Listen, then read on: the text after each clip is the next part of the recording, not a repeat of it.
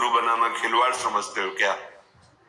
जिसको जब मन आया है, बनिया की दुकान थोड़ी, आज यहाँ कंठी कल वहां कंठी, ये सब नरकगामी बातें हैं। पहले हम गुरु का चयन करें, वर्षों उनका संग करें। हमारी जब उनमें भगवत बुद्धि हो जाए कि मेरे साक्षात प्रभु ही स्वरूप में मुझे स्वीकार कर रहे हैं, तब गुरु मंत्र की बात करनी चाहिए। ऐसे नहीं, बिल्कुल नहीं। आज से सब बंद। अपने परिकर के और बाहर के जो भी हैं सबसे प्रार्थना है, हमें भीड़ नहीं चाहिए, हमें भक्त चाहिए जो भगवान से मिलना चाहता है, जो इस संसार से मुक्त होना चाहता है। हमारे अंदर सामर्थ्य नहीं कि हम आपकी कामनाओं की पूर्ति कर सकें, आपका दुख मिटा सकें। मेरे स्वामी में सामर्थ्य है। अगर मेरे स्वामी की शरणागति, मेरे स्वामी का भजन, मेरे स्वामी की सेवा तुम्हें नहीं रुच रही है तो व्यर्थ में मत आओ, कुछ नहीं होने वाला और अपराध बन जाएगा, दोष दृष्टि हो जाएगी। ये परमार्थ का मार्ग है, यहाँ नाटकबाजी नहीं चलेगी। इसलिए ये दीक्षा संबंधी प्रार्थना करना बिल्कुल नहीं स्वीकृति होगी।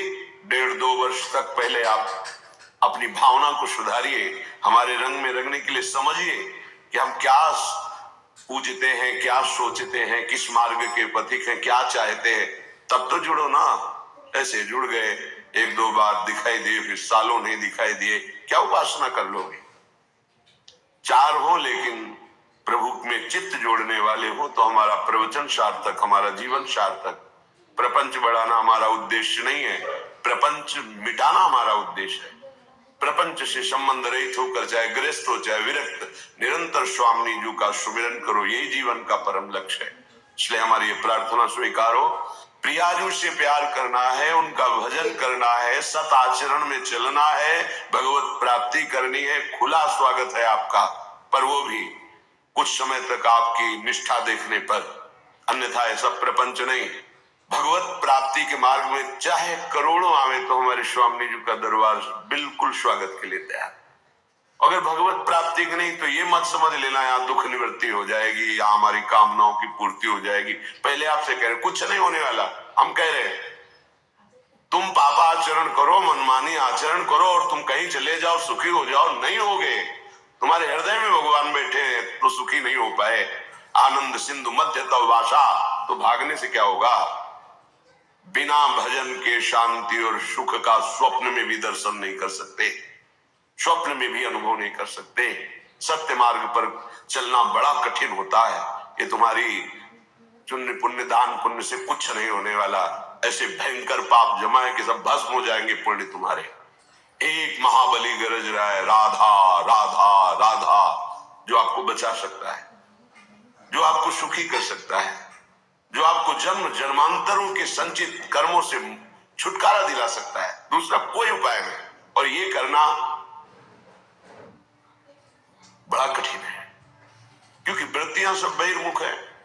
भोगों में सुख बुद्धि है, जिसकी भोगों में सुख बुद्धि वो पापाचरण से मुक्त कैसे हो सकता है?